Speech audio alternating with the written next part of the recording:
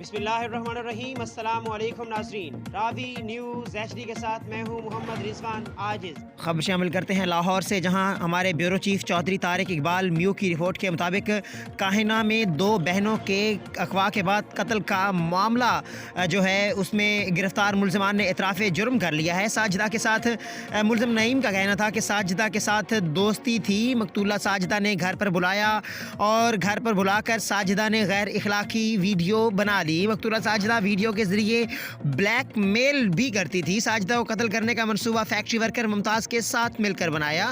مقتولہ ساجدہ نے سسر کے 40ویں کے لیے 10,000 روپیہ ادھار مانگا۔ ساجدہ کو پیسے دینے کے لیے سوئے اصل کھیتوں کے پاس بلایا گیا۔ ساجدہ اپنی بہن عابدہ کو بھی ہمراہ لائی تھی۔